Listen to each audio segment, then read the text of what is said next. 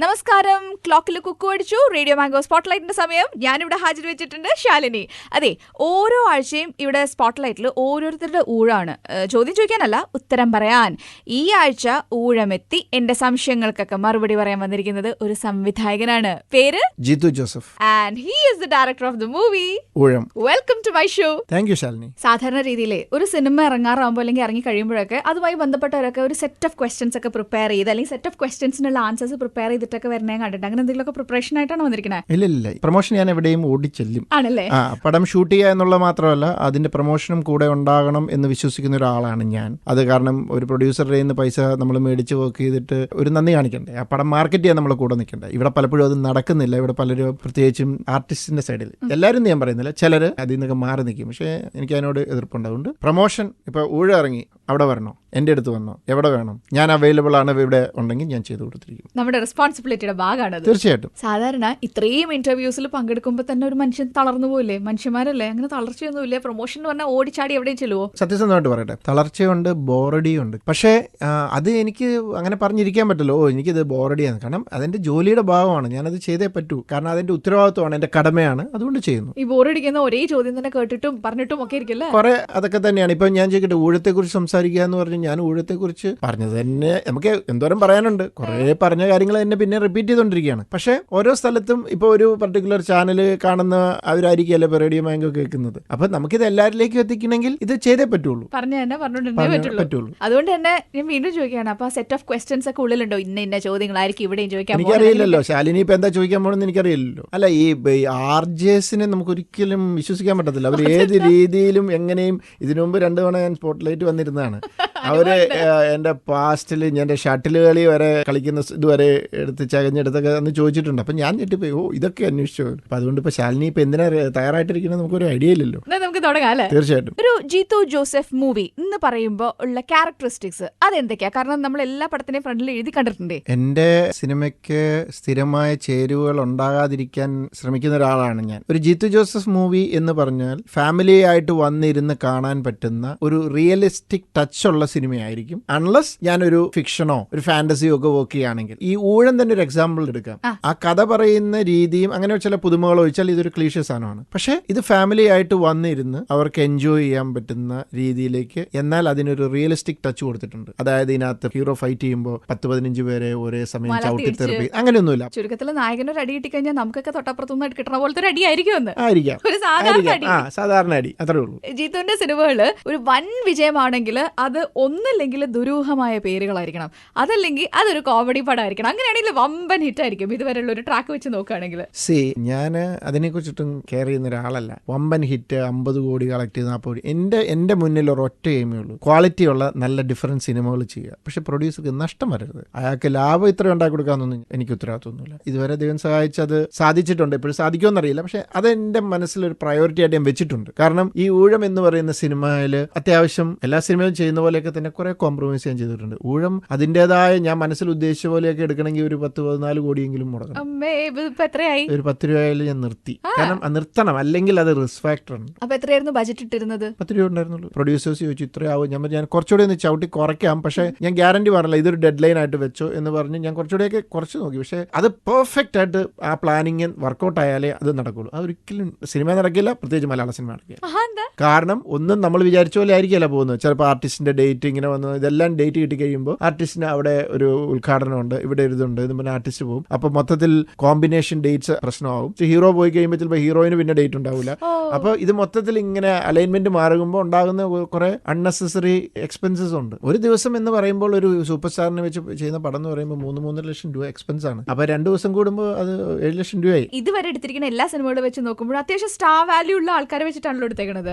അത് സാറ്റലൈറ്റ് റൈറ്റും ഒക്കെ നോക്കിയിട്ടാണ്. കാരണം ഒരു സെക്യൂരിറ്റി ഉണ്ടല്ലോ. സ്റ്റാർ വാല്യൂ എന്നൊക്കെ പറഞ്ഞ് ഇപ്പം സാറ്റലൈറ്റ് ഒക്കെ കണക്കാണ്. ഇപ്പൊ ഊഴം എന്ന് പറയുന്ന സിനിമ ഞാനൊരു പുതിയ ആളെ വെച്ചും എനിക്ക് ചെയ്യാമെന്ന് വെച്ചു. അപ്പൊ പുതിയ ആളെ വെച്ച് ചെയ്യുമ്പോൾ ഈ 10 കോടി മുടക്കുമ്പോൾ ഈ പുതിയ ആളെ കാണാൻ ഇത്രയും ജനം ഇടിച്ചു കയറുമോ? ഇതുവരെ പുതുമകളെ വെച്ച് സിനിമ ചെയ്യാൻ പാടില്ലെന്നല്ല. അപ്പൊ അങ്ങനത്തെ ബഡ്ജറ്റുള്ള ഒരു സബ്ജക്റ്റ് ആണെങ്കിലും ഓക്കെ. അല്ലാതെ ഇത് അതിന്റെ ഒരു പ്രൊഡ്യൂസർ എടുക്കുന്ന റിസ്ക് അല്ലെങ്കിൽ അതൊന്നൊരു ബ്രേക്ക് ഈവൻ ആകാനൊക്കെ ബുദ്ധിമുട്ടുകളുണ്ട്. പിന്നെ നമുക്ക് കുറച്ച് ടെൻഷൻ കുറഞ്ഞിരിക്കും. നല്ല എക്സ്പീരിയൻസ്ഡ് വാല്യൂള്ള ആർട്ടിസ്റ്റ് വന്നാൽ. അപ്പൊ അങ്ങനത്തെ ചില അഡ്വാൻറ്റേജ് കേസുണ്ട്. ഞാൻ ഈയിടെ ഒരാളുടെ അടുത്ത് പറയുകയും ചെയ്തു. ഒരാൾ എന്നോട് ചോദിച്ചു എന്തുകൊണ്ട് പുതുമുഖങ്ങളെ വെച്ചൊരു സിനിമ ചെയ്യുന്നില്ല. ഞാൻ ചോദിക്കാതിരിക്കരുത്. എന്നാൽ പിന്നെ ആ ചോദ്യം നന്നായിട്ട് കൂട്ടട്ടെ. പുതുമുഖങ്ങളെ വെച്ച് ചെയ്യാൻ മാത്രമുള്ള ഒരു കോൺഫിഡൻസ് എനിക്ക് വന്നിട്ടില്ല. ഇപ്പൊ കൊച്ചു കൊച്ചു വേഷങ്ങൾക്കുള്ള പുതുമുഖങ്ങളെ എടുത്ത് ഞാൻ അവരെ എന്താ പറയുക നിരീക്ഷിച്ചും അല്ലെങ്കിൽ അവരെ മോൾഡ് ചെയ്ത് കൊണ്ടുവന്ന് എനിക്കൊരു കോൺഫിഡൻസ് ആകുമ്പോൾ ഞാനത് ചെയ്യാൻ തന്നെയാണ്. അപ്പൊ മോറൽ ഓഫ് ദി സ്റ്റോറി പുതുമുഖങ്ങൾക്ക് അവസരം ഉണ്ട്. തീർച്ചയായിട്ടും. സിനിമയ്ക്ക് പേരിടാനാണ് ഏറ്റവും കഷ്ടപ്പാടെന്ന് പണ്ട് സത്യനന്ദിക്കാട് പറഞ്ഞതായിട്ട് ഞാൻ എവിടെയോ വായിച്ചിട്ടുണ്ട്. ഇതുപോലെ തന്നെയാണോ ജിത്തു ജോസഫിന്റെ സിനിമകളുടെയും കാര്യത്തില്? അല്ല, എന്റെ സിനിമയെല്ലാം സബ്ജക്റ്റുമായിട്ട് കണക്ട് ചെയ്തിട്ടുള്ള ഒരു പേരാണ് ഞാൻ ഇപ്പോഴും ഇട്ടിട്ടുള്ളത്. ഇപ്പൊ ഡിറ്റക്റ്റീവ് ആണെങ്കിലും മമ്മി ആൻഡ് മീ ആണെങ്കിലും മൈ ബോസ്, മെമ്മറീസ്, ദൃശ്യം, ലൈഫ് ഓഫ് ജോസൂട്ടി, ഇപ്പൊ ഊഴം, ഇതിനെല്ലാം ആ സബ്ജക്റ്റുമായിട്ടൊരു കണക്ഷൻ ഉണ്ട്. സ്വാഭാവികമായിട്ട് അതിന്റെ ഒരു ടാഗ് ലൈൻ ഉണ്ടാവും. ഇപ്പൊ ഇതിനകത്ത് ഊഴം എന്ന് പറയുന്ന വാക്കിനേക്കാൾ ടാഗ് ലൈൻ കണക്റ്റഡ് ആണ്. Matter of time. അത് ആ സിനിമയിൽ ഒരു 3-4 സ്ഥലത്ത് പറയുന്നുണ്ട്. സബ്ജക്റ്റുമായിട്ട് എന്തെങ്കിലും ഒരു കണക്ഷൻ ഉണ്ടാവണം, അല്ല ചുമ്മാ ഒരു പേരിടാൻ വേണ്ടി ഒരു പേരിടരുതെന്ന് അങ്ങനെ ഒരു നിർബന്ധ ബുദ്ധി ഉള്ളത് കൊണ്ട് ഇപ്പൊ അങ്ങനെ ഇട്ടു പോകുന്നു. നാളെ ഒന്നും കിട്ടിയില്ല, ചിലപ്പോൾ എന്തെങ്കിലും ഇടുമായിരിക്കും, എനിക്കറിയാൻ പറ്റില്ല. മമ്മി ആൻഡ് മീക്ക് ഉണ്ടായിരുന്നു A troubled teenager, A desperate mother and A confused father. ഞാൻ തന്നെ ഇടുന്നത്.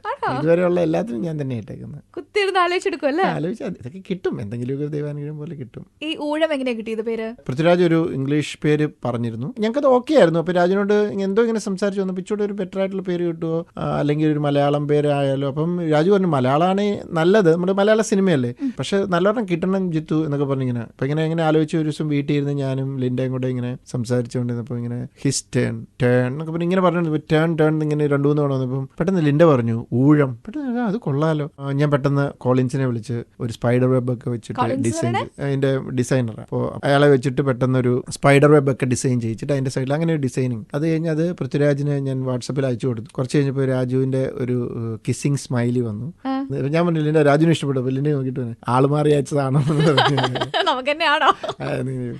ദൃശ്യം ആ സിനിമയ്ക്ക് ഞാൻ പോലും അറിഞ്ഞില്ല, നാട്ടുകാരെല്ലാം കൂടി ഞാൻ മൈ ഫാമിലി എന്ന് പേരിട്ട് വെച്ചു. അപ്പൊ അതുവരെയല്ല എന്റെ പേര് ഇംഗ്ലീഷ് ആയിരുന്നു പറഞ്ഞു. ഒരു മലയാളം പേര് വേണം, ഒരു നാട്ടുംപുറത്തുകാരൻ ഇംഗ്ലീഷ് പോലും അറിയാൻ മേലാത്ത, സംസാരിക്കാൻ അറിയാത്ത, അധികം വിദ്യാഭ്യാസം ഇല്ലാത്ത ഒരാളുടെ സിനിമ കഥ പറയുമ്പോൾ അതിന് ഇംഗ്ലീഷ് പേര് ശരിയാവില്ല. അതുകൊണ്ട് എന്തായാലും അതിന് മലയാളം നിർബന്ധമായിരുന്നു. അങ്ങനെ ഇരുന്ന് കുറെ ആലോചിച്ച് ഒന്നും കിട്ടുന്നില്ല. അവസാനം ഷൂട്ട് തുടങ്ങാൻ 10 ദിവസത്തോടെ ഉള്ളൂ. ആ സമയത്താണ് ചുമ്മാ ഇങ്ങനെ സ്ക്രിപ്റ്റ് വീണ്ടും ഒന്ന് ഓടിച്ചു നോക്കിയപ്പം അതിനകത്തുണ്ട് ഈ ദൃശ്യം എന്ന് പറയുന്ന വാക്ക്. പെട്ടെന്ന് ഞാൻ ഓർത്തു ദൃശ്യം നല്ല പേര്. പിന്നെ ഓർത്ത് എന്തായിരിക്കും അതിനൊരു പറ്റിയ ഒരു ടാഗ് ലൈൻ. അപ്പൊ ഞാൻ ഈ പണ്ട് ജയരാജ് സാർ പറഞ്ഞു ഓർക്കുന്നുണ്ട്, നമുക്ക് വിഷ്വലി ഓഡിയൻസിനെ ചീറ്റ് ചെയ്യാം. വിഷ്വലി എന്തെങ്കിലും കാണിച്ചു കഴിഞ്ഞാൽ ഓഡിയൻസ് അതിന്റെ പുറകെ പൊക്കോളും. ആക്ച്വലി വിഷ്വലി ആണ് ഞാൻ സിനിമയെ ചീറ്റ് ചെയ്തത്. ഞാൻ അതിനകത്ത് പോലീസ് സ്റ്റേഷനിലേക്ക് ആൾക്കാരുടെ ശ്രദ്ധ പോകാതിരിക്കാൻ വേണ്ടിയിട്ടാണ് ഷട്ടർ പൊക്കി അവിടെ ഇത് ഫ്ലോർ ചെയ്യുന്നതാണ്. എല്ലാവരും അതിന്റെ പുറകെ പോവുകയും ചെയ്തു. പെട്ടെന്ന് അതുമൊക്കെ ആയിട്ട് കണക്ട് ചെയ്തപ്പം ഞാൻ ആലോചിച്ചു വിഷ്വൽസ് ക്യാൻ ബി ഡിസീവിങ്. കാരണം ജോർജ് കുട്ടിയും ചെയ്യുന്നത് ഒരു വിഷ്വൽ ഇവരുടെ മനസ്സിലേക്ക് അടിച്ചേൽപ്പിക്കുകയാണ്. അങ്ങനെ അങ്ങ് സംഭവിക്കുന്ന സാധാരണ സിനിമകളിൽ പേരിടാനായിട്ട് ആരോടൊക്കെ സജഷൻ ചോദിക്കും. അപ്പൊ വൈഫിന്റെ കാര്യം പറഞ്ഞു, വൈഫാണ് ഊഴത്തിന് വേണ്ടി. അല്ല, നമ്മുടെ എൻ്റെ ടീം ആയിരിക്കും. ഇപ്പൊ മെമ്മറീസ് ഞങ്ങളുടെ അവിടെ ഒരു സിനിമ ഗസ്റ്റ് ഹൗസ് ഉണ്ടായിരുന്നു. അവിടെ ഇരുന്ന് ഇങ്ങനെ ചോദിച്ചു ഓർമ്മ അവസാനം ഇങ്ങനെ പലത് ആലോചിച്ചു ചോദിച്ചു. അയാളിങ്ങനെ ഓർമ്മകൾ ജീവിക്കുന്നതല്ലേ, ഓർമ്മ എന്നിട്ടാലോ ഓർമ്മകൾ. പെട്ടെന്ന് ഒരാൾ പറഞ്ഞു മെമ്മറീസ് ഫിക്സ്. ഇമ്മീഡിയറ്റ് ഞാൻ പറഞ്ഞു അടിപൊളി ഫിക്സ്. അതായത് ഒരു അസിസ്റ്റന്റ് അവിടെ പറഞ്ഞു. സ്ക്രിപ്റ്റ് എഴുതാന്ന് പറയുന്ന ഒരു ബാലികേറാമലയാണ്, ഒരു തിരക്കഥയിലാണ് ഒരു സിനിമയുടെ നട്ടെല്ല് എന്നൊക്കെ പറയുന്ന കുറെ പേരെ ഞാൻ കേട്ടിട്ടുണ്ട്. പക്ഷെ ആദ്യമായിട്ടാണ് ഒരു സംവിധായകൻ തിരക്കഥ എഴുതിയിട്ട് 2 അയച്ചു കൊടുക്കുന്നതെന്നൊക്കെ കേൾക്കണേ. ഊഴം എന്ന് പറഞ്ഞ സിനിമയുടെ തിരക്കഥ 2 പ്രാവശ്യം എഴുതിയിരുന്നത് ഞാൻ കേട്ടിട്ടുണ്ട്. അല്ല അങ്ങനെയല്ല, അത് അതിനു മുമ്പ് പറഞ്ഞ കാര്യങ്ങളൊക്കെ സത്യമാട്ടോ ആണല്ലോ അല്ലേ. സ്ക്രിപ്റ്റ് ആണ് സിനിമയുടെ ബാക്ക് ബോൺ.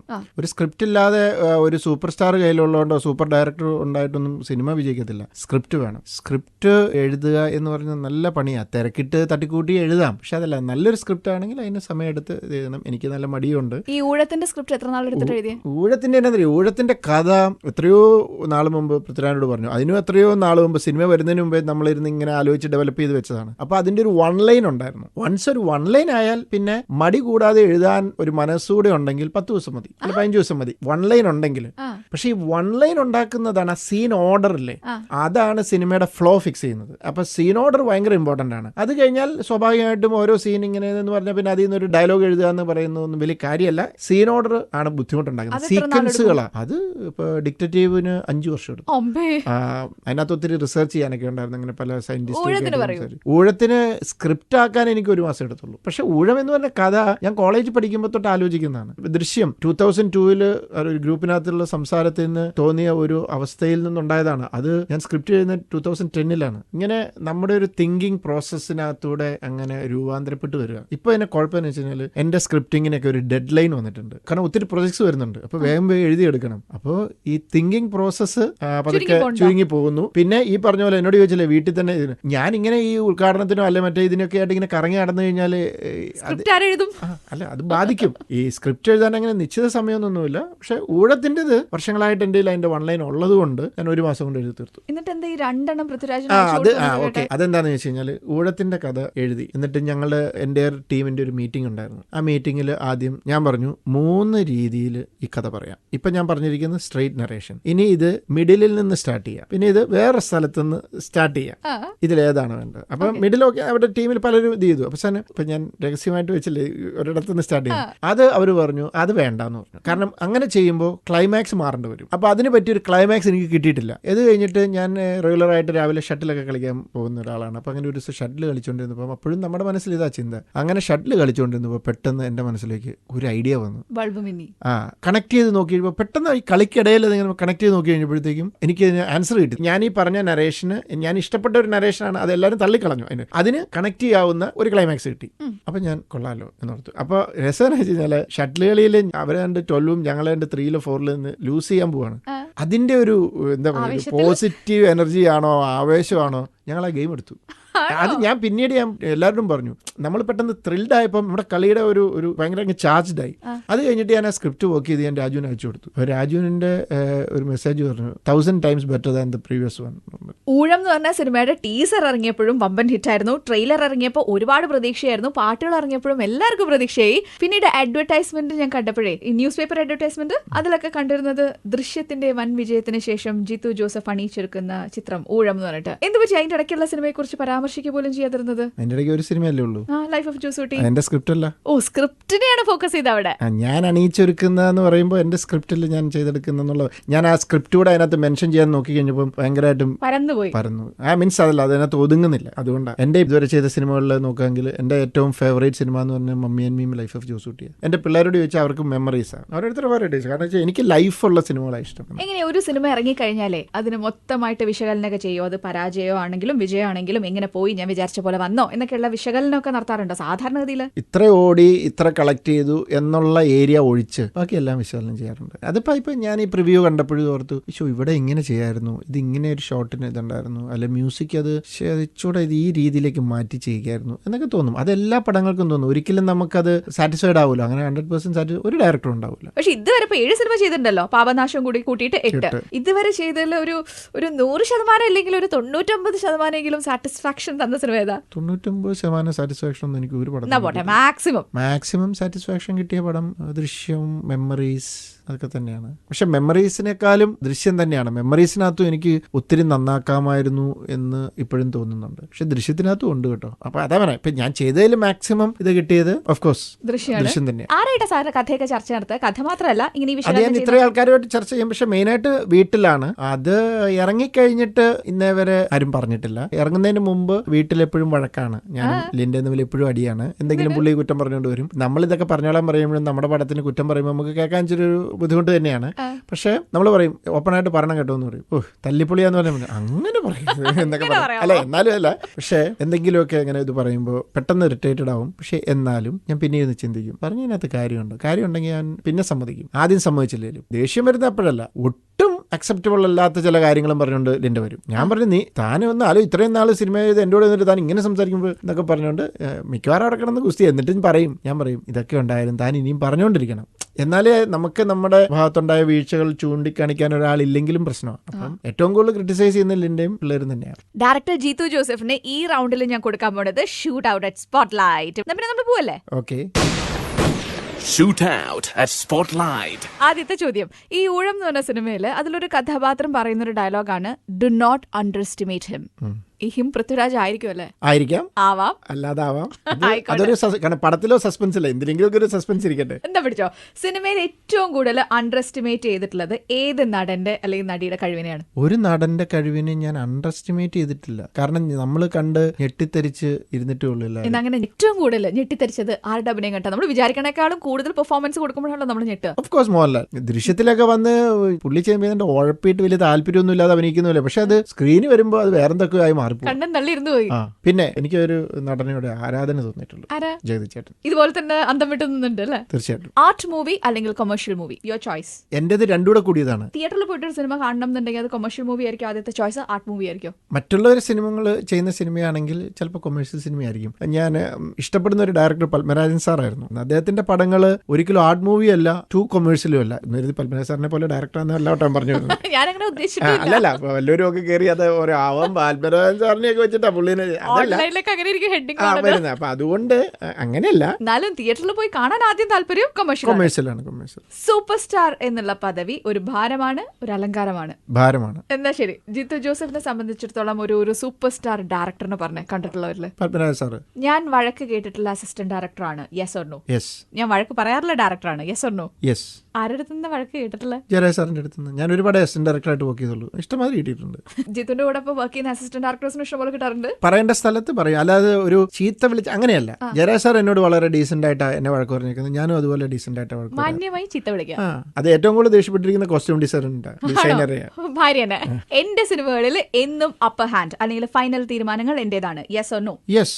ഏതെങ്കിലും ആർട്ടിസ്റ്റ് ഒക്കെ പറയുമ്പോൾ ആര് പറഞ്ഞാലും ഫൈനൽ ഡിസിഷൻ എന്റേതാണ്. അഭിപ്രായം പറഞ്ഞാല് കണ്ണും പൂട്ടി അഭിപ്രായം എടുക്കുന്ന ആര് പറയുമ്പോഴാണ്? മോഹൻലാലാണോ, ദിലീപാണോ, പൃഥ്വിരാജാണോ? മൂന്നുപേരും. ഒരു ഇൻസിഡന്റ് ഉണ്ടായി, ഏതോ ഒരു സിനിമ ഷൂട്ട് ചെയ്തോണ്ടിരുന്നപ്പോൾ ഒരു ഡയലോഗ് പറഞ്ഞോണ്ടിരുന്നപ്പോൾ അവിടെ നിന്ന് ലൈറ്റ് ബോയ് പറഞ്ഞു, സാറേ ഈ ക്യാരക്ടർ ഇങ്ങനെ പറയാൻ പറ്റുമോ എന്ന് ചോദിച്ചു. പെട്ടെന്ന് എല്ലാവരും ചിന്തിച്ചു. ഉടനെ പറഞ്ഞു, ശരി അത് വേണ്ട, അത് മാറ്റ് എന്ന് പറഞ്ഞു. അത്രേ ഉള്ളൂ. ലൈറ്റ് ബോയ് പറഞ്ഞത്. സ്വന്തം സിനിമകളിൽ മറ്റു ഭാഷകളിൽ എടുത്തു കാണാൻ താല്പര്യമില്ലാത്ത സിനിമ ലൈഫ് ഓഫ് ജോസൂട്ടി. അത് കേരളത്തിൽ വർക്കൗട്ട് ആവുള്ളൂ. കാരണം കേരളത്തിന് പുറത്ത് അത് വർക്കൗട്ട് ആവും. അതുകൊണ്ട് life of Josutty post production ഇരിക്കുമ്പോൾ തെലുങ്കിൽ നിന്ന് വന്നിട്ട് ഒരു പ്രൊഡ്യൂസർ പറഞ്ഞു, ജിത്തു ജോസഫിന്റെ അടുത്ത പടം ഞങ്ങൾക്ക് വേണം, ഞങ്ങൾ അഡ്വാൻസ് തരാമെന്ന്. ഞാൻ പറഞ്ഞു, നിങ്ങൾ ആദ്യം സിനിമ ആണ്, ഇത് നിങ്ങൾ അവിടെ ഒന്നും വർക്കൗട്ട് ആകത്തില്ല എന്ന് പറഞ്ഞു. അവർ പറഞ്ഞു വിട്ടു. അത് കഴിഞ്ഞാൽ അവർക്ക് മനസ്സിലായി, കണ്ടപ്പോൾ മനസ്സിലായി ഇത് അവിടെ വർക്കൗട്ട് ആകില്ല. അവർ വിചാരിച്ചു ഞാൻ എന്റെ ത്രില്ലർ ചെയ്യാന്ന്. ത്രില്ലർ എന്ന് പറഞ്ഞ പേരുണ്ടല്ലേ. സെക്കൻഡ് പാർട്ട് എടുത്ത് കാണാൻ താല്പര്യമുള്ള സിനിമ ചെയ്ത സിനിമകളിൽ കേട്ടോ. മെമ്മറീസിനുണ്ടായ കൊള്ളാം. ചിലപ്പോൾ ഊഴത്തിനും അതിനൊരു സാധ്യതയുണ്ട്. അപ്പൊ പ്രതീക്ഷിക്കാം. അതിന് സാധ്യതയുണ്ട്, പക്ഷെ അത് ചെയ്തെടുക്കാൻ പറ്റുമെന്ന് എനിക്കറിയില്ല. അപ്പോഴും പ്രതീക്ഷിക്കാം. ചുമ്മാ പ്രതീക്ഷിച്ചു. Everybody has something to hide. Oozham എന്ന് പറഞ്ഞ സിനിമയിൽ ഒരു ഡയലോഗാ. ഇത് ആരാ എഴുതിയത്? ഞാൻ തന്നെ എഴുതിയതാ. ഇത് സ്വന്തം അനുഭവത്തിൽ നിന്ന് പറഞ്ഞാണോ അതോ ശരിക്കും അങ്ങനെ തന്നെയാണോ വിചാരം? എല്ലാവർക്കും എന്തെങ്കിലും ഹൈഡ് ചെയ്യാനുണ്ട് എന്നുള്ളത് 100% ട്രൂ. സത്യം. ശാലിനിക്കില്ലേ? തിരിച്ചു ചോദ്യം ചോദിക്കാൻ പാടില്ല കേട്ടോ. അല്ല, എനിക്കുണ്ട്. ശാലിനിക്കില്ലേ? ശാലിനിക്കില്ലെന്ന് പറഞ്ഞാൽ ഞാൻ പറഞ്ഞ ഏറ്റവും വലിയ നുണച്ചിയാന്ന് ഞാൻ പറയും. എല്ലാവർക്കും ഉണ്ട്. ആരിൽ നിന്ന് എന്ത് കാര്യം എന്നൊക്കെ ഉള്ളൂ. അത്രേ ഉള്ളൂ. ചിലപ്പോ അത് ഒളിച്ചു വെക്കുന്ന കുറച്ച് നാളത്തേക്കായിരിക്കും. ശരി, ഞാൻ ചോദിക്കണതിന് മുന്നേ തന്നെ ജീത്തു പറഞ്ഞു ജിത്തുവിനെ ഒളിക്കാൻ അങ്ങനെ ഉണ്ടെന്ന്. പേഴ്സണലും അല്ലാതെ വർക്കുമായിട്ട് ബന്ധപ്പെട്ടും ഒക്കെ ഒത്തിരി കാര്യങ്ങളുണ്ട്. ഏതാണ് ഞാൻ ചെയ്യാൻ പോകുന്ന വർക്കുകൾ എന്നുള്ളതൊക്കെ ഒന്നും എല്ലാവർക്കും ഒന്നും അറിയില്ല. ഞാൻ പബ്ലിക്കായിട്ട് പറഞ്ഞിട്ടില്ല. എനിക്ക് ചില വലിയ ഓപ്പർച്യൂണിറ്റീസ് വന്നു നിൽപ്പുണ്ട് ലൈഫിൽ. അതിൽ ചിലപ്പോൾ ഒരെണ്ണം ഓണത്തിന് വെടിപൊട്ടിക്കുമായിരിക്കും. അതിപ്പോഴും ഞാൻ ആരോടും പറഞ്ഞിട്ടില്ല, അത് ഒളിച്ചു വെച്ചിരിക്കുകയാണ്. ഇതിപ്പോ പ്രൊഫഷൻ റിലേറ്റഡ് ആണ്. പേഴ്സണൽ ലൈഫിലും ഉണ്ട്. ഭാര്യയോടും പറയാത്ത രഹസ്യങ്ങളൊക്കെ ഉണ്ട്. പിന്നെ ഭാര്യയ്ക്കും ഉണ്ട്, എനിക്കും ഉണ്ട്, എന്റെ മക്കൾക്കും ഉണ്ട്, എല്ലാവർക്കും ഉണ്ട്. എന്തിനാ നമ്മൾ അങ്ങനെ ഒരു നുണ പറയേണ്ട ആവശ്യം തന്നെ? നല്ല പിള്ള ചമയണല്ലേ? അതൊരു യാഥാർത്ഥ്യമാണ്. ഇപ്പൊ ഞാൻ ഈ ഒരു സ്റ്റേറ്റ്മെന്റ് പറഞ്ഞപ്പോ തന്നെ എല്ലാവർക്കും ചില കാര്യങ്ങളൊക്കെ ജീവിതത്തിൽ ഹൈഡ് ചെയ്യാണ്ടെന്ന് പറഞ്ഞപ്പോ തന്നെ എന്ത് കാര്യം, എന്ത് ഇൻസിഡന്റ് മനസ്സിൽ വന്നത്? എന്തെങ്കിലും വന്നോ അങ്ങനെ? ഹൈഡ് ചെയ്യേണ്ട കാര്യങ്ങളെല്ലാം കൂടെ സ്കാൻ ചെയ്ത് എടുക്കേണ്ടി വരും. ഒത്തിരി ഉണ്ട്. പിന്നെ പലരിൽ നിന്ന്, കോ വർക്കേഴ്സ് അല്ല കൊളീഗ്സിന്റെ ചിലത് മക്കളിൽ നിന്ന്, ചിലത് ഭാര്യയിൽ നിന്ന്, ചില സഹോദരന്മാർ, അങ്ങനെയൊക്കെ ഉണ്ട്. എപ്പോഴെങ്കിലൊക്കെ മറ്റുള്ളവരെ ഹൈഡ് ചെയ്ത് എന്തെങ്കിലും ഒരു കാര്യമൊക്കെ ജിത്തു പിടിക്കുക എന്തെങ്കിലുമൊക്കെ ചെയ്തിട്ടുണ്ടോ? അതൊക്കെ ഉണ്ട്. അത് എന്റെയും പിടിച്ചിട്ടുണ്ട്. ഞാൻ ചോദിക്കണോ? അത് കൂടുതലും മിക്കവാറും ഈ പിടിക്കുന്നത് വല്ല എവിടെയെങ്കിലും ഒക്കെ പോയി കമ്പനി കൂടി സ്മോൾ അടിച്ചു ഇതെല്ലാം കഴിഞ്ഞിട്ട് ചിലപ്പം പ്രത്യേകിച്ച് ഇന്ത്യ ഒക്കെ പറയും ഈ ഇച്ചിരി ഓവറാട്ടോ, ഞാൻ ഇന്ന് കഴിച്ചു എന്നൊക്കെ പറയും. പിന്നെ അത് ഏതെങ്കിലും രീതിയിൽ പിടിക്കപ്പെടും. അങ്ങനെയൊക്കെ കൊച്ചു കൊച്ചു കാര്യങ്ങൾ ഒത്തിരി ഉണ്ട്. അങ്ങനെ ഭയങ്കര സീരിയസ് ആയിട്ടുള്ള ഒരു ഇഷ്യൂസ് ഒന്നും അങ്ങനെ ഇല്ല. അങ്ങനെയൊന്നും പിടിക്കപ്പെട്ടിട്ടും ഇല്ല. അങ്ങനെയുള്ള വലിയ സംഭവങ്ങൾ ഇല്ല. താനും മെയിൻ ആയിട്ടുള്ളത് ഇങ്ങനത്തെ കൊച്ചു കൊച്ചു കാര്യങ്ങളാണ്. എന്റെ അമ്മച്ചി എന്റെ ചെറുപ്പത്തിൽ തൊട്ട് പറയും, എനിക്ക് ഒത്തിരി നുണ പറയുന്ന ശീലം ഉണ്ടായിരുന്നു പണ്ട്. അപ്പോൾ അമ്മച്ചിയുടെ ഫ്രണ്ട് ഫ്രണ്ട് ഉണ്ട്, ഒരു ടീച്ചർ, വിഷമിക്കണ്ട, അത് ഇമാജിനേഷൻസ് ആണെന്ന് പറയും. ഓ. അന്ന് പറഞ്ഞിരുന്നു. എന്റെ ചെറുപ്പത്തിൽ തന്നെ എന്നോട് പറഞ്ഞു, നീ എപ്പോഴും ഭയങ്കര നുണ പറയുന്ന എന്നൊക്കെ പറഞ്ഞപ്പോൾ അത് അവന്റെ ഇമാജിനേഷൻസ് ആണ്. അതായത് ചുമ്മാ കഥകളൊക്കെ ക്രിയേറ്റ് ചെയ്ത് അങ്ങനെയും പറയുന്ന ഇതുണ്ടല്ലോ. ഇപ്പോൾ ഒരു കാര്യം ഒളിക്കാൻ വേണ്ടി ഞാൻ കുറെ സംഭവങ്ങളൊക്കെ ഉണ്ടാക്കി പറയും, പക്ഷെ അത് സത്യമായിട്ട് വന്നു. അപ്പൊ ഇപ്പൊ എനിക്ക് മനസ്സിലായി, നമ്മളൊരു നുണ പറയാന്ന് പറഞ്ഞാൽ അതിനകത്തും ഒരു ഇമാജിനേഷൻ അല്ലേ, നമ്മളൊരു ക്രിയേറ്റിവിറ്റി ഉണ്ട്. ജോർജ് കുട്ടി ചെയ്തു തീർച്ചയായിട്ടും. അപ്പോഴേ പാപനാശവും കൂടി കൂട്ടിയിട്ട് 8 സിനിമകളാണ് ജിത്തുന്റേതായിട്ടുള്ളത്. അതിൽ എത്ര സ്ക്രിപ്റ്റ് എഴുതിയത്?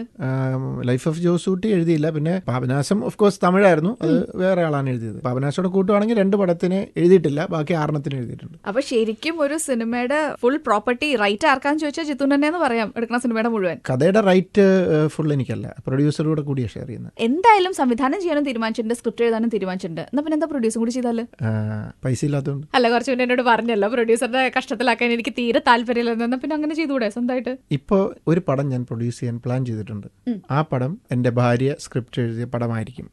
അതിന്റെ ഒരു ക്ലൈമാക്സ് ഉണ്ട്. ക്ലൈമാക്സ് സജസ്റ്റ് ചെയ്ത് ഞാൻ തന്നെയാണ്. പുള്ളിയും പതുക്കെ യൂഷ്വൽ രീതിയിൽ പോകാൻ ശ്രമിച്ചപ്പോൾ ഞാൻ പാടില്ല, അതിന്റെ ക്ലൈമാക്സ് ഇങ്ങനെയായിരിക്കണം. പക്ഷെ പല പ്രൊഡ്യൂസേഴ്സും വന്ന് കഥ കേട്ടിട്ട് പറഞ്ഞു, നല്ല കഥ, അതൊക്കെ കൊള്ളാം, ക്ലൈമാക്സ് ഒന്ന് മാറ്റിയായിരുന്നെങ്കിൽ എന്ന് പറഞ്ഞു. ഞാൻ ക്ലൈമാക്സ് മാറ്റിയിട്ട് ഈ സിനിമ ചെയ്യുന്ന പരിപാടിയില്ല, ഞാൻ പ്രൊഡ്യൂസ് ചെയ്തോളാം എന്ന് പറഞ്ഞു. വേണ്ട, അപ്പൊ ഒരു പ്രൊഡ്യൂസർക്ക് കഥ ഇഷ്ടപ്പെടാതെ പ്രൊഡ്യൂസ് ചെയ്യേണ്ട കാര്യമൊന്നുമില്ല. അപ്പൊ ഞാൻ ഡയറക്ട് ചെയ്യുന്നു കരുതിയാൽ അത് മിക്കവാറും ഞാൻ തന്നെ പ്രൊഡ്യൂസ് ചെയ്യുന്നതായിരിക്കും. കാരണം വല്ലവരുടെയും തലയ്ക്ക് അത് വെച്ചു കൊടുക്കണ്ട. ഭാര്യയെ സപ്പോർട്ട് ചെയ്യാനല്ലേ? ഞാൻ എപ്പോഴും സപ്പോർട്ട് ചെയ്യാറുണ്ട്, എല്ലാ കാര്യങ്ങളിലും ഒന്നും സപ്പോർട്ട് ചെയ്യത്തില്ല. ഞാൻ സിനിമയിലേക്ക് വരുന്ന സമയത്ത് എന്നെ സപ്പോർട്ട് ചെയ്ത ആളാണ് ലിൻഡ. ലിൻഡയുടെ ഒരു ആഗ്രഹം, കോസ്റ്റ്യൂം പുള്ളി ആഗ്രഹിച്ചൊന്നുമില്ല, ഞാൻ കൊണ്ടുവന്നതാണ്. ഒരു കഥ പറഞ്ഞപ്പം പുള്ളി എഴുതണം എന്ന് ആഗ്രഹിച്ചൊന്നുമല്ല, ഞാൻ എഴുതാൻ പറഞ്ഞു. ഇപ്പൊ നല്ല സ്പിരിറ്റായി, ഇപ്പൊ ഇരുന്ന് എഴുതുന്നുണ്ട്. അപ്പൊ പുള്ളിയുടെ ആഗ്രഹമാണ്, അത് നടക്കട്ടെ. പക്ഷെ എല്ലാ ആഗ്രഹങ്ങളും സഹായിച്ചു കൊടുക്കുന്ന അങ്ങനത്തെ ഭർത്താവൊന്നുമല്ല. അപ്പൊ ലിൻഡോട് ചോദിച്ചാൽ പറയും, ഈ ഒത്തിരി കംപ്ലൈൻറ്റ്സ് പറയും, ഞാൻ അത് സഹായിച്ചത്. പക്ഷെ ഫ്രീഡം കൊടുക്കേണ്ടടുത്ത് കൊടുക്കും. ചില കൺട്രോൾസ് വേണം എന്ന് വിശ്വസിക്കുന്ന ഒരാളാണ്. കാരണം അതിലാണ് ഫാമിലിയുടെ ഒരു കറക്റ്റ് ആയിട്ടുള്ള ബാലൻസ് ചെയ്ത് പോകുള്ളൂ. ഇതിപ്പോ ആദ്യം കുറെ പ്രൊഡ്യൂസേഴ്സ് പറ്റില്ല എന്ന് പറഞ്ഞല്ലോ, അപ്പൊ വൈഫിന് സങ്കടമായോ? പുള്ളിക്ക് അങ്ങനെ പ്രശ്നമൊന്നുമില്ല. അതായത് ഈ സിനിമ ഇപ്പം ചെയ്തില്ലെങ്കിൽ ഞാൻ മരിച്ചു പോയെന്നൊന്നും ഇല്ല. പുള്ളിക്ക് ഒരു ആഗ്രഹമുണ്ട്, സിനിമ ഒന്ന് കണ്ടാൽ. സംവിധാനം ചെയ്യാൻ ഇഷ്ടമാണോ? എനിക്ക് തോന്നുന്നില്ല, അങ്ങനെ ആഗ്രഹമൊക്കെ ഉണ്ടായിരിക്കും, പക്ഷെ വീട്ടിൽ 2 സംവിധായകരുടെ ആവശ്യം ഉണ്ടെന്ന് തോന്നുന്നില്ല. ഇപ്പൊ എന്താ തീരുമാനിച്ചിരിക്കുന്ന? സ്ക്രിപ്റ്റ് ഭാര്യയുടെ, സംവിധാനം ഭർത്താവിന്റെ, പ്രൊഡക്ഷനും ഭർത്താവിന്റെ. ഞാനും ഉണ്ടാവും പ്രൊഡക്ഷനിൽ. കാരണം എന്റെ ഒരു ഫ്രണ്ട് ഉണ്ട്, പുള്ളിയും റെഡിയാണ്, പുള്ളിക്ക് കഥ ഇഷ്ടമായി. ഇപ്പൊ പറഞ്ഞല്ലോ ഭാര്യനെ ഞാനാണ് ഫ്രണ്ടിലേക്ക് കൊണ്ടുവന്നത്, സിനിമാ മേഖലയിലോട്ട് കൊണ്ടുവന്നതെന്ന്. പക്ഷെ പലരും പറയാറുണ്ട് ഈ ഒരേ ഫീൽഡിൽ തന്നെ ഭാര്യയും ഭർത്താവും ഒക്കെ വർക്ക് ചെയ്യുമ്പോൾ വലിയ കഷ്ടപ്പാടാണ്, തമ്മിൽ ഭയങ്കര ക്ലാഷ് ആയിരിക്കുന്നു ഒപ്പീനിയന്റെ കാര്യത്തിൽ. അങ്ങനെയൊന്നും ഉണ്ടായിട്ടില്ല ഇതുവരെ? ഒപ്പീനിയന്റെ കാര്യത്തിൽ ക്ലാഷ് ഉണ്ട്, പല കാര്യത്തിലും ക്ലാഷ് ഉണ്ട്. അത് നമ്മൾ ഹാൻഡിൽ ചെയ്യുന്ന പോലെയാണ്. ഒരു ഓപ്പൺ ഡിസ്കഷൻ ആയിട്ട് അങ്ങോട്ടും ഇങ്ങോട്ടും പറയുകയും ഫൈറ്റ് ചെയ്യുകയും ചെയ്യുമ്പോഴും അത് ആ പ്രൊജക്റ്റോ അല്ലെങ്കിൽ പർട്ടിക്കുലർ ആ കാര്യത്തിനാണ്. ഞങ്ങൾ തമ്മിലുള്ള പേഴ്സണൽ ലൈഫിൽ അതില്ലല്ലോ. അവിടെ ഈഗോ ഉണ്ടാകാൻ പാടില്ല. എന്നാൽ തീരെ ഈഗോ ഇല്ലാതില്ല, എല്ലാവർക്കും ഉണ്ട് അവരുടേതായ ചെറിയ ഈഗോ. ആ ഈഗോയ്ക്ക് ഒരു പരിധിക്കപ്പുറത്തേക്ക് വളരാതിരുന്നാൽ മതി. ഇപ്പോഴത്തെ കാലത്ത് ഡൈവോഴ്സ് ഒക്കെ നടക്കുന്ന ചെറിയ കാര്യങ്ങളൊക്കെ. അപ്പോൾ ഈയിടെ അതാ പറഞ്ഞു, ഒരു ഇന്റർവ്യൂവിൽ അവസാനം സംസാരിച്ച് എന്നെ പറഞ്ഞു, ചില ദിവസം രാവിലെ ഇങ്ങനെ എന്തെങ്കിലുമൊക്കെ പറഞ്ഞ് ഇങ്ങനെ തുടങ്ങിയവർക്കും ഇന്ന് ഉച്ചയാകുമ്പോഴത്തേക്കും ഞങ്ങൾ തമ്മിൽ ഡൈവോഴ്സ് ചെയ്യുന്നു. പക്ഷെ വൈകുന്നേരം ആകുമ്പോൾ പുള്ളിയുടെ ഡയലോഗാ, ഓ ഇത് ഞാനൊക്കെ തന്നെ മതി, വേറെ അല്ല പോയാൽ ഇനി ഇതിനൊക്കെ ബെറ്ററായിട്ട് കിട്ടിയില്ലല്ലോ എന്നൊക്കെ പറയും. അതൊരു തമാശ രൂപയാണ് പറഞ്ഞെങ്കിലും നമ്മുടെയൊക്കെ ലൈഫിൽ ചിലപ്പോൾ ഒരു സ്ഥലത്തൊക്കെ വെച്ച് നമുക്ക് ഭയങ്കരമായ ഡിഫറൻസോ ഒപ്പീനിയൻ ഉണ്ടാവും നമ്മുടെ പാർട്ണറുമായിട്ട്. നമുക്ക് ഇഷ്ടപ്പെടാത്ത, ഇപ്പം എൻ്റെ ഇഷ്ടപ്പെടാത്ത ചില കാര്യങ്ങൾ ലിൻഡ കാണുന്നുണ്ടാവും അല്ലെങ്കിൽ എക്സ്പീരിയൻസ് ചെയ്യുന്നുണ്ടാവും. ഇത് തിരിച്ചുണ്ട്. പക്ഷേ പോസിറ്റീവായിട്ടുള്ള ഒത്തിരി ഗുണങ്ങളുണ്ട്. അത് രണ്ടുപേരും കാണുമ്പോൾ അയ്യോ ഇതിനെന്നെ കുഴപ്പം, അങ്ങനെ അഡ്ജസ്റ്റ് ചെയ്ത് അങ്ങ് പോയാൽ പോരെ, അത്രേ ഉള്ളൂ. ഒരു കഥയുടെ ത്രെഡ് എങ്ങനെയാ പെട്ടെന്ന് മനസ്സിൽ വരുന്നത് സാധാരണ രീതിയിൽ? ഇപ്പം മമ്മി ആൻഡ് മീ ഞങ്ങളെല്ലാവരുടെ കൂടി ഒരു സിനിമയിലൊക്കെ വരുന്നതിന് മുമ്പ് ഒരു ടെലിഫിലിം ചെയ്യാൻ വേണ്ടിയിട്ട് ഓണത്തിനും ക്രിസ്മസിനും ഒക്കെ വേണ്ട, അന്നെല്ലാവരും ആ സമയത്താണ് ചെയ്യുന്നത്. നമുക്ക് വാലന്റൈൻസ് ഡേക്ക് ഒരെണ്ണം ചെയ്യാം. ഓക്കെ, എന്തായിരിക്കും വാലന്റൈൻസ് ഡേക്ക് ഒരാൾ വരാമെന്ന് പറഞ്ഞു, വരുന്നില്ല. ഒരു ലവ് സ്റ്റോറി, ഒരു കാമുകനാണെങ്കിലും എന്നൊക്കെ പറഞ്ഞ് തുടങ്ങിയതാ. അത് പോയി അവസാനം മമ്മി ആൻഡ് മീൽ ചെന്ന് അവസാനിച്ചു. പല കഥകളും പല രീതിയിലൂടെയൊക്കെ ട്രാവൽ ചെയ്ത് അവസാനം ഒരിടത്ത് വന്ന് ലാൻഡ് ചെയ്യും. ചില തോട്ടുകൾ ഭയങ്കര എക്സൈറ്റഡ് ആയിട്ട് ഡെവലപ്പ് ചെയ്യാൻ നോക്കിയിട്ട് പറ്റാതെ ഉപേക്ഷിച്ചിട്ടുണ്ട്. ഇപ്പോഴും 1997-98 കാലത്ത് ഡിഗ്രി കഴിഞ്ഞ സമയത്ത് എന്റെ മനസ്സിലുണ്ടായിരുന്ന ഐഡിയ ഉണ്ട്. ഇപ്പോഴും ചൊറിഞ്ഞു നോക്കിയിട്ട് ഇപ്പോഴും കിട്ടുന്നില്ലത്, സ്റ്റക്കായിട്ട് നിൽക്കുക. അപ്പൊ എനിക്ക് മനസ്സിലായി ഇത് നടക്കണം. പക്ഷെ അതെനിക്ക് വിട്ട് കളയാൻ മടി. കാരണം നല്ലൊരു തോട്ട് അതിലേക്ക് എങ്ങനെ ലാൻഡ് ചെയ്യുന്നു. ഈയിടെ എന്റെ മോള് സ്റ്റെല്ല മേരീസിൽ സെക്കൻഡ് ഇയർ ബികോമിന് പഠിക്കുക ചെന്നൈയിൽ.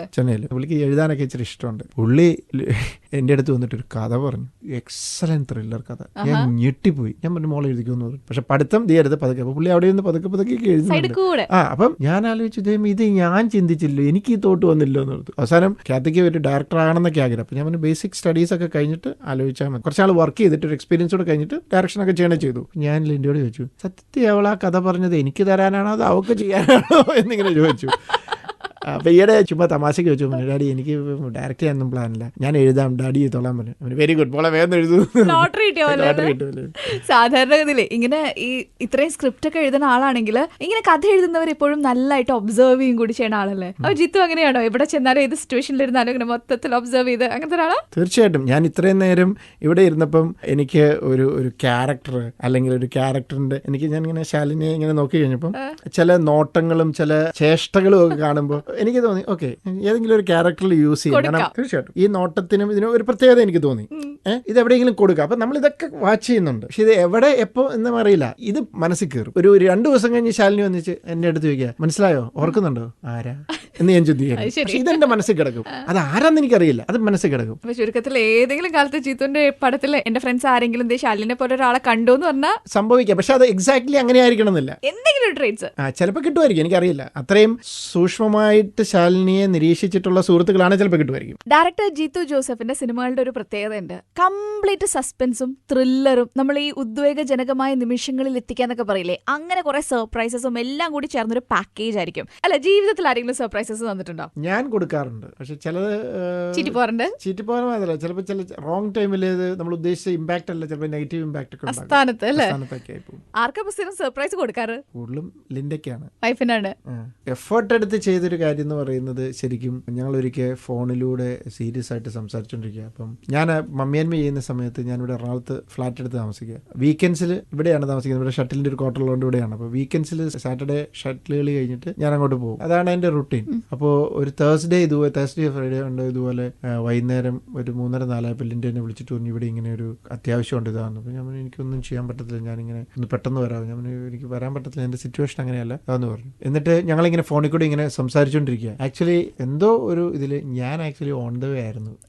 അപ്പോൾ വീട്ടില് ഇതിന്റെ ഇങ്ങനെ വിഷമത്തോടെയൊക്കെയാണ് ഇത് പറയുന്നത്. ഇപ്പോൾ ഒന്നില്ല അങ്ങനെ ഇങ്ങനെ. അപ്പോൾ ഞാനിങ്ങനെ പറഞ്ഞ കോൺവെർസേഷൻ, നീ വിഷമിക്കാതെ, നീ ടെൻഷൻ അടിക്കാറിയാം, നമുക്കത് ഹാൻഡിൽ ചെയ്യാം, അതെയാന്ന് പറഞ്ഞു ഞാൻ സ്പീഡ് കൂട്ടി. എന്നിട്ട് ഇങ്ങനെ സംസാരിച്ച് ഇതെല്ലാം പറഞ്ഞിട്ട് ഒരു കാര്യം ചെയ്യും. അപ്പോൾ വീട്ടിലേക്ക് കയറുമ്പോൾ വണ്ടിയുടെ സൗണ്ട് കേൾക്കുന്നു. അപ്പോൾ ഞാൻ നീ ഇപ്പോൾ എവിടെയായിരിക്കുന്നത്? ഞാൻ എൻ്റെ മുറിയിലാണ്, ഇതാണ്, ഒരു കാര്യം ചെയ്യും, ഞാൻ നോക്കട്ടെ. അപ്പോൾ ഞാൻ അത് വീടിന് അടുത്തെത്താറായപ്പോഴാണ് പറഞ്ഞു. നല്ല സ്പീഡ് എടുത്തിട്ട് ഞാൻ അങ്ങ് എഞ്ചിൻ ഓഫ് ചെയ്തു.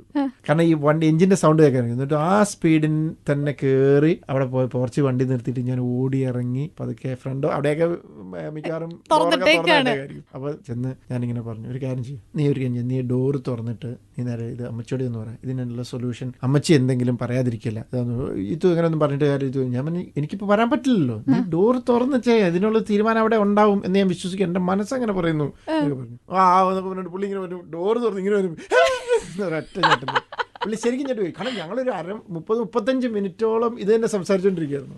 നല്ലൊരു ഹഗ് കിട്ടിയിട്ടുണ്ടാവുമല്ലോ. കിട്ടി.